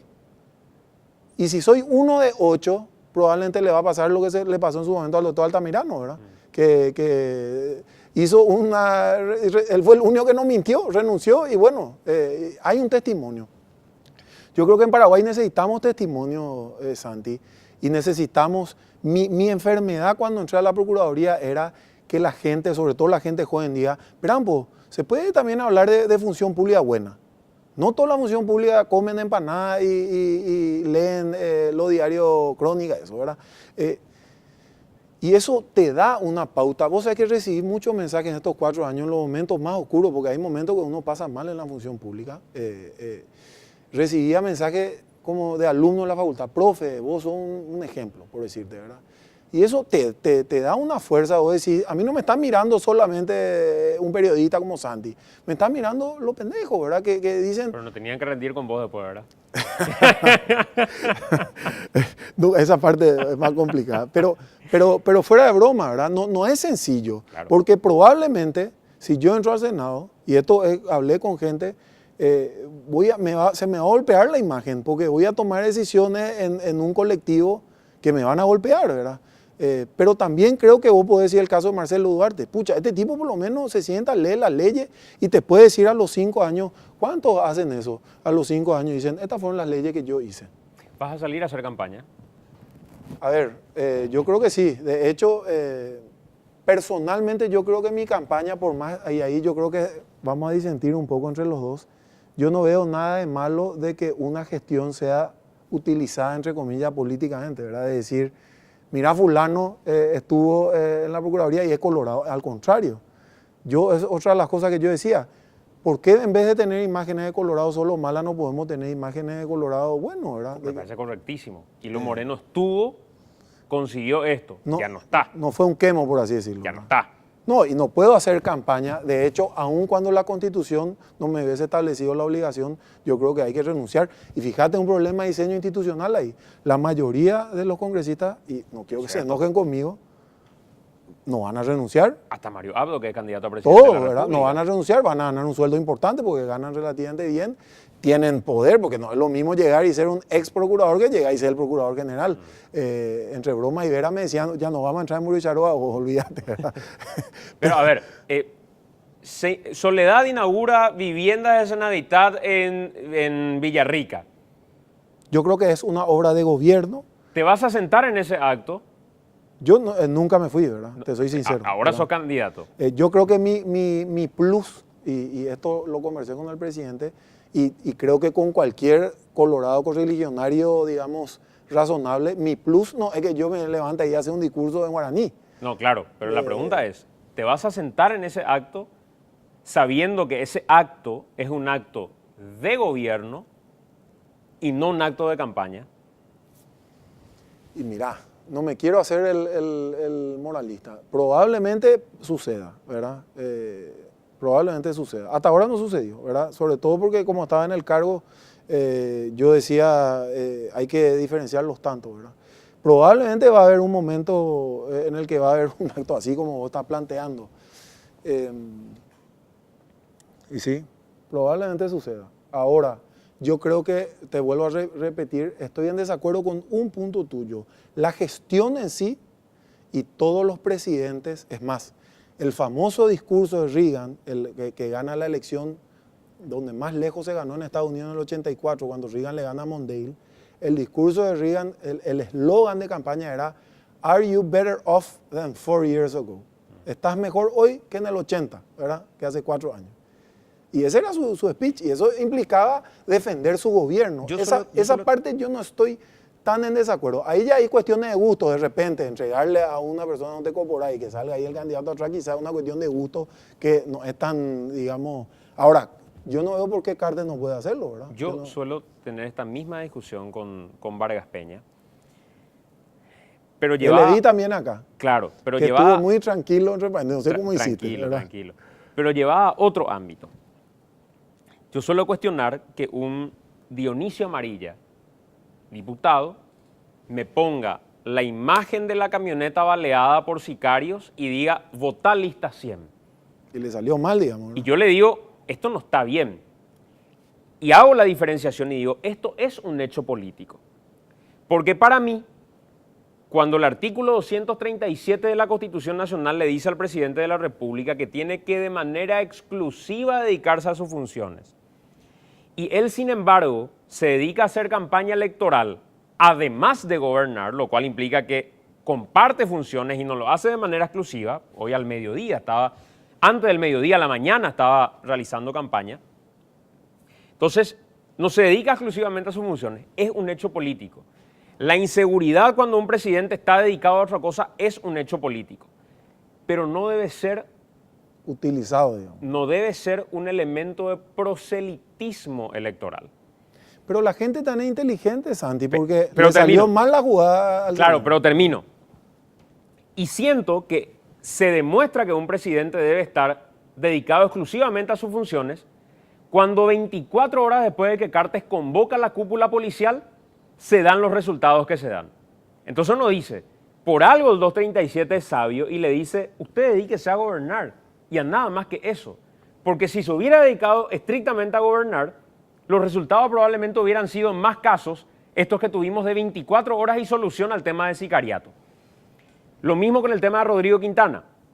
Hicieron correr memes, como hicieron correr una imagen falsa mía de supuestamente reivindicando que Mario Ferreiro tenga niños y haga campaña y qué sé yo, y resultó ser que esa foto era de ahora. Hicieron correr fotos de Efraín Alegre con el cadáver de Rodrigo Quintana atrás y diciendo votá Efraín no sé qué cuánto. Enrique sostiene que estos temas tienen que ser utilizados para campaña electoral, porque finalmente es la forma de decirle a tu electorado, para que esto no suceda, castiga esto y votá por esto. Entonces cree que no solamente es un hecho político, sino que tiene que ser un elemento de proselitismo. Politizado. De proselitismo, claro. ¿Vos vas también por esa línea? A ver, yo creo que hay una cuestión de conducta personal también ahí. Es decir, si vos me decís, es legal usar, no es ilegal usar la imagen de Rodrigo o de los sicarios. O de los sicarios, es legal, yo te diría, jamás lo haría. Por dos razones. Una, de ética personal, que no me parece, ¿verdad? Me parece de mal gusto, aun cuando es un hecho político. Podés decir la inseguridad. Hablar de la inseguridad y del problema de inseguridad y no necesariamente sacar una foto de la camioneta baleada. Y también hay una cuestión, hasta yo te diría, de interés propio del político, porque la gente no es más estúpida en Paraguay. Hay un cambio muy importante en Paraguay que yo viví, particularmente de cuando me recibí en la facultad, lo que es hoy. Y vos hablas con los alumnos, yo tengo 14 años de enseñar en la facultad, y no le vendés más gato por liebre a un alumno hoy. Porque tiene Facebook, Instagram, Twitter, esto, lo otro, está informado, no le jodés. Entonces yo te diría que hasta el político tiene que pensar dos veces para usar, porque le va a salir el tiro por la culata como le pasó al diputado Amarilla. Yo creo que está arrepentidísimo de haber hecho lo que hizo. Yo no haría jamás, tampoco, y creo que acá estoy más de acuerdo con Enrique, no prohibiría, ¿verdad? No diría, esto no podés hacer, pero no haría jamás. Y con respecto a lo otro que me dijiste, para no eludir lo que yo pienso que el presidente, como es un actor político, es un político, pucha, el presidente, ¿verdad? Es más político que eso no hay. Creo que él tiene que tomar una decisión que es la siguiente. Me olvido de la política y dejo que mi legado, entre comillas, de lo bueno que hice se vaya al mazo, porque la oferta electoral que existe hoy, tanto dentro del Partido Colorado como fuera del Partido Colorado, yo la veo contrario totalmente a lo que estábamos hablando antes, de nombrarle a Soledad Núñez. Es más, hace poco el candidato de Añetete dijo exactamente eso, dijo vamos a coloradizar la función pública. Imagínate si eso dice Santi, ¿verdad? Porque es obvio, Santi González, es obvio que cuando vota en el poder, la prensa va a ser más crítica. Y tiene que ser así, yo estoy de acuerdo. Me parece lamentable que lo haya dicho, después quiso aclarar que no, que le sacaron de contexto y que no fue eso lo que él dijo. Ese es el único discurso que le queda, ¿verdad? Porque obviamente en la función pública hay un descontento con Carter. Yo te digo, hay un descontento con el gobierno de Carter porque no fue un gobierno que subió los sueldos, que hizo esto, que hizo lo otro. No se le reconoce. Bueno, hay una cosa que es el juicio de mañana y hay una cosa que es el juicio de la historia. La historia va a También prometieron mostrar los planilleros, no lo mostraron. También prometieron que yo no creo iban que a eso volver. fue un error. También prometieron que no iban a volver y hoy estaba discutiendo con alguien y asumo le pasaba, como un error del gobierno eso. Y le pasaba como la propuesta que envía el Ejecutivo para el Presupuesto General de Gastos de la Nación 2018 es una propuesta que de nuevo incluía los pagos extras que se habían cortado en su momento, por ejemplo. Entonces uno dice, ¿pero por qué me metes otra vez eso cuando ya me prometiste que ibas a sacar? Entonces cosas así que de repente pasan en el día a día, nomás son noticias, pero después pasan de largo, ¿verdad? Sí. Entonces probablemente también haya cierta crítica de autocrítica de ese lado que hay que hacer. Claro que hay muchos errores, yo creo que no los niega y no le voy a defender al presidente porque no necesita quien lo defienda, pero casi todos los actos en los que he asistido, él dice la misma frase. Inauguramos tantas casas, pero faltan tantas y tenemos que pedir perdón. Y es la única persona del Partido Colorado, Santi, y vos si me corregís voy a callarme y voy a cambiar, es la única persona del Partido Colorado que yo le escuché decir que el Partido Colorado tiene grandes responsabilidades. No, yo no le escuché decir ni a los candidatos actuales ni a los presidentes anteriores, que ahora son otra vez candidatos, nunca eso. Él tiene, digamos, una conciencia también de las cosas que faltan, de las cosas que se hicieron mal. Si vos fueras Soledad Núñez y te llegaba el cartel de votá Santi Peña en medio de una inauguración de un acto como ocurrió de Senavitat, ¿vos hacías lo que hizo Soledad, pedir que saquen esos carteles porque no es el lugar de hacer campaña? y que lo hagan afuera sin ningún problema, que salgan y que después hagan sus actos particulares, pero que no lo hagan en un acto de gobierno? Pasa que ahí la pregunta también es, ¿quién metió el cartel? ¿Verdad? Porque no es lo mismo que venga un funcionario de Senadita con el cartel. Y lo hacían en medio de una inauguración sí, de plata, entiendo. donde yo puse, yo no soy colorado, ni soy liberal, ni estoy afiliado a ningún partido. Entonces yo digo, la función pública requiere blindar de las prácticas político-partidarias. Pueden estar partidizadas porque uno lleva la filosofía de su partido, ojalá llevara la filosofía de su partido y el Partido Colorado realmente fuera agrarista, por ejemplo, ¿verdad? Pero no lo es. Ahora, cuando se gobierna... Y grandes mentiras se han cometido con esa frasecita. ¿Eh? Lo de agrarista. Sí, grandes mentiras. Lo hicieron todos. Grandes mentiras. Lo hicieron todos. Pero hoy yo no encuentro un presidente de la República que haya... Es más, hasta lo discutimos varias veces. ¿Cuánto importó que la oferta electoral venga de un partido de derecha o de izquierda y termine siendo cualquier cosa y no sea de izquierda? ¿Verdad? No importó nada, se cagaron en la ideología política. Tenés toda la razón. ¿Verdad? Entonces lo que pregunto es, ¿cómo haces en esos casos? Te puedo si es plata mía también y no es plata, no es plata de Cartes. Te puedo responder con un hecho, ¿verdad? Y después tengo que hacer la pausa, no hice ni una pausa, es la primera vez que me pasa esto. Por mi culpa. Ya. Y mi señora al volver a casa me hace la pregunta que me hace toda la noche. Hablaste mucho y le dejaste hablar a la gente, ¿verdad? Siempre me hace la misma pregunta. Y siempre le miento, le digo, sí, muy poco. Pero te voy a responder de la siguiente manera, Santi, con un hecho concreto, para que no piense que soy un bola o que ahora me politicé y voy a volarle a todo el mundo. El miércoles pasado nosotros tuvimos un acto muy importante en la historia de la Procuraduría, que es la inauguración de un local lindo sobre la República, sobre la Avenida Mariscal López, al lado o cerca del Centenario. Es decir, tiene visibilidad, la gente ya sabe, se puede ir, tocar, antes estaba escondido, ¿verdad? Y inauguramos dos cosas. Un auditorio que se llama Defensores de la República, donde le contraté, no yo, ¿verdad? La Procuraduría, a Luis Verón, que no es colorado, ¿verdad? Que es el periodista e historiador de ABC, y a Luis Alberto Bo, que tampoco es colorado, entre paréntesis. Y hicimos un auditorio en homenaje a personas o paraguayos que hicieron algo por nuestra soberanía o integridad jurídica, digamos. Y hay una línea de tiempo y están los carteles con los afiches, tanto dito ahí. Y al mismo día inauguramos la biblioteca jurídica de la Procuraduría, porque la Procuraduría no tenía libros cuando yo entré, no había libros, que es lo que yo siempre digo, como que te vaya al dentista y te diga, mira, Gerard, mi torno se fue al mazo, pero tengo un buen martillo y un buen destornillador, ¿verdad? Y yo, sí, deja nomás. Eso es un abogado sin libro, es un dentista con martillo. Y yo decía, esto es una locura. Bueno, conseguimos, y los funcionarios donaron libros, hoy tenemos ya una... ¿Y sabes cómo se llama la biblioteca? Y el acto fue el miércoles a 50 días de la interna. Salvador Villagra Mafio. Salvador Villagra Mafio tiene dos facetas, la de hombre público político y la de jurista. Hombre público político, liberal, cuarentista, es decir, que para un colorado es lo peor que hay, digamos, ¿verdad? Y como hombre jurídico fue el más grande autor de derecho público y derecho administrativo que tuvimos en Paraguay y que yo creo que vamos a tenerlo, porque era un crack total. Y dije eso en el acto, y está grabado, y dije, algunas personas me reclamaron y me dijeron, Salvador Villagra liberal, poné Blas Garay o una cosa así.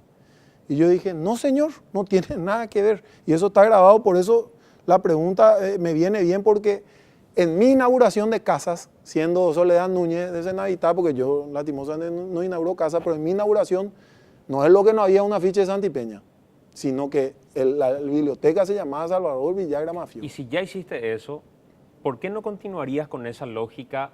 No, porque si yo me voy a un acto de salud, yo no soy el que define de qué se dice ni qué se hace. Yo no le puedo decir a Tony Barrio, cállate, habla, claro, él es el ministro. Vos podés elegir y podés decir, no voy a participar de la inauguración de la línea de no sé qué cosa de la ESAP, pero me voy a ir al siguiente acto que va a ser en el tinglado de no sé dónde, donde nos vamos para hacer campaña, porque vos mirás, cuando sale los lugares que va a recorrer el presidente de la República y los comparás con los que va a recorrer Santipeña, en la mayoría son un calco. Pero te engaña cuando decís inauguración de obras de tal parte a las 10. A las 11, acto político de Santiago Peña en tal tinglado. Entonces decís, sí, se van al mismo lugar y hay veces que Santi solo aparece en el acto político. Lo que te pregunto es, ¿por qué no dejas el acto de inauguración pública y no haces campaña en ese lugar? Que se inaugure el acto, que se corte la cinta y pasan a hacer Pero campaña tampoco donde es tienen que siempre, hacer. ¿verdad? Porque Santi estuvo el viernes y el sábado en Concepción, creo, y ahí no tuvo el presidente, no hubo inauguración de obra, ¿verdad? Yo te diría lo siguiente, yo no haría y me parece que no es conveniente. Es decir, políticamente a la gente le cae pesado también, sobre todo al electorado independiente, al electorado que está comprometido, ya sea colorado o liberal, no le choca tanto lo que vos decís. A vos te choca, vos sos un tipo independiente, te choca mucho más, ¿verdad? Y por eso te digo, a la larga es un mecanismo que es contraproducente, ¿verdad? Que te juegan contra electoralmente, yo creo.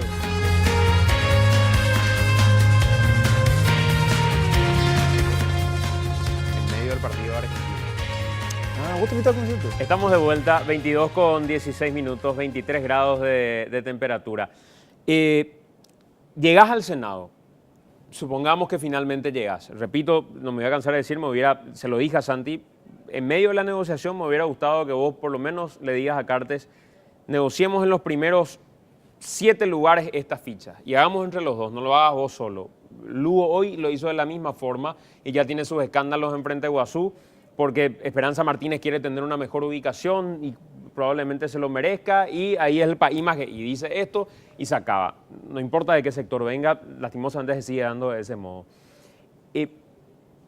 Antes de lo del Senado, creo necesario preguntarte ahora, ¿qué pensás que hay que hacer con las listas sábanas? A ver, te digo la siguiente, te respondo de la siguiente manera. En primer lugar, por una cuestión de cómo me gustaría ser siempre, es serio. Los americanos tienen una buena frase, work hard, play hard. Es decir, cuando trabajás, rompete todo. Y cuando farreás, rompete todo, ¿verdad? Entonces, en las cosas serias me gustaría ser serio. Entonces, soy muy enemigo de las frases, si hacemos esto, resolvemos todos los problemas de Paraguay. Por ejemplo, si cambiamos la Constitución, al día siguiente vamos a estar en Suiza, ¿verdad? Las listas sábanas, en primer lugar, estoy convencido de que hay que eliminar la lista sábanas, ¿verdad? En segundo lugar, lo que hay que hacer es establecer un buen sistema de lista abierta que de alguna manera se compenetre con el resto del sistema. ¿Y por qué te digo? Porque el tema de la lista abierta, hay, digamos, en el derecho comparado hay 3 sistemas grosos. La lista cerrada, que es la nuestra, y que hay países como Noruega y Suecia, que son países modelos, que tienen el mismo sistema nuestro, con lo cual ya te debería decir que a veces no es solamente el sistema de lista, sino la gente, ¿verdad? Después tenés países intermedios, como el caso alemán, que es el más interesante, que tienen un sistema de lista cerrada pero desbloqueada. Entonces vos votás a la lista del Partido Colorado o del Partido Liberal, pero ahí vos haces lo que querés. Entonces vos, Santi, te sentás y dices, por decirte, yo quiero que Hilo esté 2. Pues 1 no voy a estar, ¿verdad? No le vamos a sacar el lugar al presidente. Yo quiero que Hilo esté 2. Entonces, Cartes 1, 2 Hilo. Ese es el sistema alemán. Y el tercer sistema, que es el sistema que hay en Suiza, por ejemplo, es de lista abierta total, donde vos podés decir, el 1 va a ser el Partido Colorado, el 2 va a ser Pachaquería, el 3 va a ser Liberal. ¿Me explico? ¿Y por qué te digo que hay que ser serio? Porque ese sistema de lista abierta, que a lo mejor es el más simpático mediáticamente, si yo te digo, vamos a la apertura suiza, es un sistema que tiene sus problemas en un sistema partidista, digamos, de partidos políticos. Entonces, si vos tenés un sistema político como el nuestro, que es de partido político, y tenés lista abierta, vas a atomizar el Parlamento y va a ser un desastre. ¿Cuál es un problema que tenemos en Paraguay hoy? ¿Va a ser un desastre porque va a ser variado o va a ser un desastre porque va a ser va a ser, peor que este Parlamento que tenemos? Quizás en hombres y mujeres sea mejor, pero en la totalidad sea peor. Porque vos no vas a poder saber nunca una mayoría vas a tener. Vas a tener una mayoría, no es circunstancial como es ahora por un año. Por proyecto vas a tener una mayoría. Va a ser una cosa muy loca, ¿verdad? Entonces, pero puede que sea válido el decir debatamos estos proyectos y si consideramos votamos con libertad a favor o en contra. Pero por eso te digo que es un sistema, digamos, tenés que meter la lista dentro del sistema electoral y del sistema legislativo total. Porque yo te diría, bueno, vamos a un parlamentarismo. Vamos a borrar el Poder Ejecutivo en Paraguay y vamos a un sistema parlamentario como España o Inglaterra. Ahí sí funciona, o Suiza, ahí sí funciona la lista abierta total. ¿Por qué? Porque para que haya un gobierno en sí, se van a tener que aliar 5 años. Porque si no, no hay gobierno, claro. Me explico. Entonces, yo creo que la respuesta es sí. Hoy voy a tener un electorado maduro en Paraguay, ¿verdad? No le podés decir, anda a votar esto a ciegas. La gente quiere luego elegir, ¿verdad? ¿Me iría al sistema de lista abierta total? solamente si planteamos la reforma, digamos, del presidencialismo. Porque mientras vos tengas un sistema basado en partido político, creo que el mejor sistema es el de la lista, digamos, desbloqueada, pero cerrada. Es decir, vos votás a un partido y ahí poner los números y ahí efectivamente van a llegar los mejores. En las internas cerradas, en las generales abiertas. Sí, ¿por qué no? Hay que pensar, yo creo que es irresistible, luego yo te diría. Ponerle que yo te digo, yo no estoy de acuerdo con la lista abierta, pero es estúpido porque sí o sí se va a imponer y se tiene que imponer. Hay que darle a la gente la oportunidad de elegir. Muchas veces yo creo que el error de la clase política es creer que la gente es estúpida y que se le puede manejar. Y te hablan de dirigencia y esto, lo otro. Y si te llegara el momento de tener que votar, ¿votarías en esta misma línea o ahí dirías, no, pasa que yo pensaba diferente, pero mi partido me dijo que tengo que votar en esta línea? Por supuesto que voy a votar porque yo no tengo un interés de quedarme en el Senado 45 años. ¿Verdad? Mi interés es hacer el mejor papel posible en el Senado. Y si después la gente me vota, me va a votar porque es lista abierta. Porque yo no tengo 200.000 votos para decirte, ¿sabes qué, Santi? Yo manejo todo Villa Elisa, por decirte una cosa. Yo no tengo ni voy a tener eso, una realidad. ¿Verdad? ¿Te llega como le llegó a todos los demás senadores que se sentaron en los últimos años el famoso debate de la reelección presidencial? ¿Cuál es tu voto? Vos decís, yo con además mis conocimientos jurídicos, estoy convencido que la vía que dice la Constitución, no la que podemos creer que es más legal, la más legítima, la más democrática, la que dice la Constitución hoy, salvo que plantees una reforma, es enmienda o reforma. Te voy a responder con el corazón en la mano. Esta discusión de la enmienda a la reforma tuve la suerte de tenerla en el seno familiar, ¿verdad? Que tengo un papá como el que tengo, que sabe bastante y tiene experiencia encima. Y a Diego, mi hermano, Diego es doctor en Derecho por la Universidad de Salamanca en Derecho Constitucional y es el único paraguayo, voy a hacer el chivo como se dice, el único paraguayo que tiene publicado su libro por el Centro de Estudios Constitucionales de Madrid, que es lo máximo en materia constitucional. O sea, un tipo que sabe en serio, no es el popular que volea. Y muchos hemos discutido este problema. Y a la conclusión que llegamos es que lastimosamente la ambigüedad del texto constitucional te permite efectivamente las dos interpretaciones, ¿verdad? Caes en el famoso los dos costados de la biblioteca. Mi posición, más allá de lo jurídico política, sería recomendarle, ya sea a Santi o a Carte o al que me pregunte, haga la reforma, no vaya por la enmienda, porque ya es, va a ser insostenible, está estigmatizado. Aun cuando tengamos 15 dictámenes, yo recomendaría hacer la reforma y aprovechar esa reforma para tocar los temas que realmente hay que tocar, que no es la reelección, en mi opinión. Suscribo plenamente. Yo creo que la reelección es el tema 20, por decirte. El principal problema de diseño constitucional que tenemos en nuestro país es, uno, el Poder Judicial, y dos, queremos un parlamentarismo o un presidencialismo. No este chicha ni limonada que tenemos ahora que no sabéis. De repente es parlamentarista. Fíjate vos el caso de Lugo, ¿verdad? Más allá de la crítica o lo que uno opina del presidente Lugo. El caso de Lugo fue un voto de censura del Parlamento inglés. Había mayoría un día y al día siguiente ya no tenía. ¿Por qué? Porque por cuestión de política. Igual que en Inglaterra, lo que le pasó al Thatcher. 10 años primera ministra hasta que un día los muchachos dijeron no queremos más que sea. Le hicieron un voto de censura, se fue a su casa. ¿Vos crees que a Lugo tenía que haberle dejado terminar su mandato? Qué buena pregunta, sí. Qué buena pregunta. Yo personalmente temía, entre comillas, una venezualización del gobierno de Lugo, yo como ciudadano, porque creo que el gobierno de Lugo los primeros 3 años no tuvo gran cosa bolivariana, más allá de algunos gestos y que eran más de discurso que otra cosa. Se temía que no sé si era algo más, digamos, que se creía o que era real, que podría haber una venezualización del gobierno y en ese caso bien.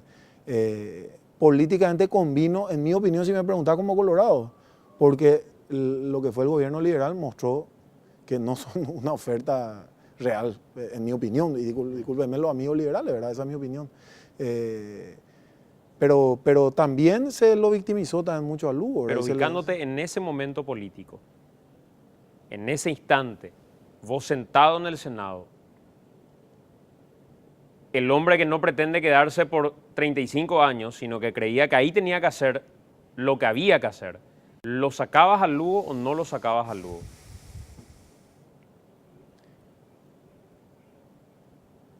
Buena pregunta, che. Buena pregunta. Buena pregunta. Tengo que pensarla. Creo que lo más probable en ese entonces es que hubiese votado a favor. Si me ubico, porque es distinto pues hacer el juicio con el diario de mañana, ¿verdad? Donde voy a decir, pucha, pues mira lo que pasó, mira esto, mira lo otro. En ese momento probablemente, porque si hay algo que no me gusta, es el socialismo, digamos, bolivariano. No me gusta. No me gusta estéticamente, no me gusta moralmente, no me gusta políticamente. Es decir, tengo críticas muy fuertes contra eso. Y uno de los días más tristes de mi vida fue cuando en el 2006 se le declaró al Partido Colorado Socialista guau para quedar bien con Chávez, ¿verdad? Que es absurdo, además, insostenible. Pues si yo te digo, oh, el Partido Colorado Socialista, vos te vas a reír en mi cara, ¿verdad? Entonces, probablemente en ese entonces mi posición hubiese sido mucho más agrarista y apegado a causas campesinas que cualquier otro partido. ¿El Colorado?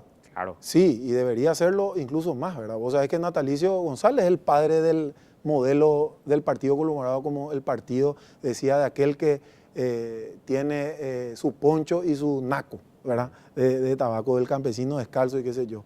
Es cierto eso, pero esa realidad también ya no es más la de hoy.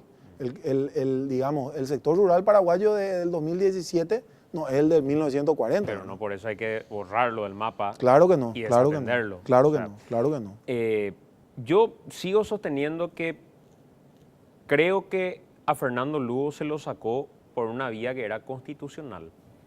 O sea, podemos discutir si era la vía más democrática o no, pero es una discusión de lo que yo hubiera querido sobre una discusión de lo que tenía que ser. Y lo que tenía que ser era una decisión política en un juicio político donde la mayoría de los votos era lo que ganaba. Y esa es una discusión que hasta hoy tengo. Ese es nuestro sistema, ¿eh? Y hay que respetarlo, punto. Por eso te digo que tenemos una especie de parlamentarismo, ni chicha ni limonada de presidencialismo, porque el juicio político, el sistema ese es puro parlamentarismo, es un voto de censura. Claro. Es un voto, y no es cierto que hay que hacer un juicio y probar y qué sé yo, todo ese tipo de cosas, porque es un juicio político, como dice su nombre. Hay ¿no? quienes dicen, la Constitución nos demostró que no hay que tocarla, que está bien y no hay que modificarla. ¿Vos crees que ahí, decís, el número 20 dejaría el tema de la reelección? Quiere decir que tenés otras 19 cosas que crees que hay que cambiar de la Constitución y sos de lo que piensa que hay que modificarla a hoy.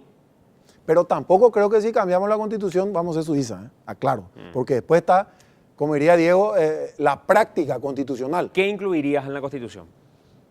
Yo te diría, más que incluir, ¿qué sacaría? ¿Qué sacarías? Todo el sistema judicial, tal cual está estructurado, lo replantearía totalmente, eliminando el jurado de enjuiciamiento, que fue una catástrofe y sigue siendo el sistema de tribunal. Yo crearía un tribunal constitucional. A ver, creas un tribunal constitucional al sistema alemán, el sistema italiano, lo sacás del poder judicial, te asincerás y decís, este va a ser un tribunal político, porque las cuestiones constitucionales en última instancia son políticas. Haces que la integración sea realmente pluralista, como es en Italia o en Alemania. Separás, dejás al Poder Judicial los jueces que hagan su trabajo, le sacás la cuestión administrativa. La Corte maneja 10.000 funcionarios, Santi. Yo manejé 130 funcionarios. Es fácil decir, la Corte está mal o el tribunal está mal. Pero si vos manejás 10.000 funcionarios, eso es, te dedicas 100% a lo administrativo. ¿Sistema de jurado? No. Yo creo que es ajeno a nuestra tradición jurídica. ¿No te parece que la revocatoria de mandato tendría que ser incluida, por ejemplo, en la Constitución? Es interesante. Me parece muy interesante, sobre todo si construye un presidencialismo, ¿verdad? Es decir, porque si no terminas teniendo el juicio político y la revocatoria, y son dos cosas que son la misma cosa, ¿verdad? Entonces, ¿a quién le da la potestad de titular presidente? Yo le daría a la gente, no a los 120 congresistas, ¿verdad? Si no entras entre los 11 al Senado y de los 11 ya para las generales con una ubicación interesante, ¿cómo visualizas tu 2018? ¿Ligado a alguna función de Estado si te llama Santi? Si gobierna Efraín y te llama y dice, pucha, este es un buen muchacho, ¿te vas con Efraín? No creo. ¿No? No creo que me llame, digo. No. Pero si te llama, ¿qué haces? Y me va a poner en una buena encrucijada, ¿verdad? Va a ser interesante, me hace preguntas muy complicadas, ¿verdad? Pero te voy a responder de la forma más fácil, no va a pasar, ¿verdad? Porque y esto lo hablo con los amigos liberales que tengo, y yo tengo también antecedentes liberales muy fuertes, ¿verdad? En mi familia, ¿verdad? Y siempre le digo a los amigos liberales, el anticoloradismo del liberal es mucho más fuerte que el antiliberalismo del colorado. Mucho más, mucho más. Entonces te diría casi seguro que no me va a llamar. Si me llama, me va a poner en un buen atolladero, como se dice. ¿Cómo me veo en el 2018? Los primeros 6 meses van a ser muy duros para mí, más allá del Senado o no, porque en enero, si Dios quiere, van a nacer mis mellizas y, digamos, a los manejos autoritarios de mi señora van a incrementar por 2, ¿verdad? Y además tener mellizas no es poca cosa, ¿verdad? Así que, en primer lugar, eso. Si no entro al Senado, probablemente me dedique a lo que siempre hice. Voy a ser abogado, voy a estar en el sector privado. Si eventualmente gana Santi y me llama, tendré que tener una buena conversación con él sobre dónde quiero estar y dónde quiero aportar, ¿verdad? Porque no se trata de estar por... ¿Y dónde crees que podrías aportar? Me encantaría estar en la Procuraduría otra vez, por ejemplo, pero creo que ya cumplí. Si no fuera la Procuraduría, donde vos decís es compatible con los conocimientos que tenés, ¿qué otras carteras de Estado son compatibles? Yo sueño, no sé en qué cartera, porque esto no creo que sea una cuestión de cartera, pero sueño con renegociar el Tratado de Itaipú. ¿Por qué te digo, Santi? Porque ahí se define el futuro, ya no te diría tuyo, pero sí de tus hijos y de tus nietos. Se va a definir ahí, tuyo hasta cierto punto. Calcula que en Paraguay ingresen, siempre digo esto, en Paraguay ingresen por año $1.000 millones más si vos renegociás bien Itaipú. ¿Qué vos haces como gobierno? Vos te vas y haces lo que hace cualquier comerciante, descontás eso y haces obra por 10.000 millones en 3 años. Un paquete de obra de 10.000 millones en Paraguay y explota, ¿verdad? Por ponerte un ejemplo. Entonces, sí me encantaría porque primero va a ser una experiencia muy linda y segundo, me considero una persona que no se va a vender y que se va a romper por sacar, aunque siempre te van a putear, disculpame la expresión, ¿verdad? ¿Por qué no hiciste esto?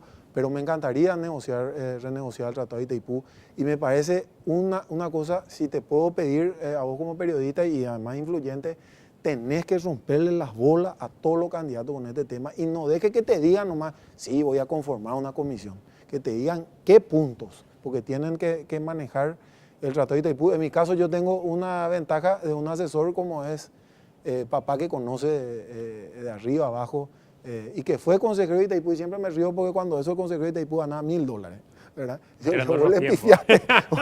Le pifiaste época, ¿verdad? Y te agradezco mucho por estar con nosotros, de verdad fue una conversación muy interesante. Ahora que hablas de lo de Itaipú y decías lo de hacer obras, me quedaba pensando en una vieja discusión que tuve con otra gente en privado de si son las obras las que finalmente se traducen en bienestar para la gente o son las obras las que muestran a un gobierno sólido. ¿Y las obras son interesantes para el político en campaña o son interesantes para la gente que se ve o no beneficiada con una obra? ¿Te puedo decir lo que yo haría? Si Sí. yo tengo los $10.000 millones de dólares. Salud pública, seguro, universal, en serio, para todos. Me parece interesante. Entonces, eso no es una obra No el discurso pública. es gratuito, porque gratuito no es al final. Alguien lo No, paga. claro, o sea, en Inglaterra, viejo, vos pagás 60% de impuestos. Totalmente. Pero yo, y disculpame que me extienda, habiendo sido un extranjero estudiando en Inglaterra, si yo tenía que hacerme una operación a cerebro abierto que costaba 100 millones, qué sé yo, me la iba a pagar todito el NHS, ¿verdad? Gracias, Hilo. A vos sí que estoy encantado y ojalá que me vuelvas a invitar porque tenemos que hablar de música, de fútbol, ¿verdad? Muchas cosas que no hablamos.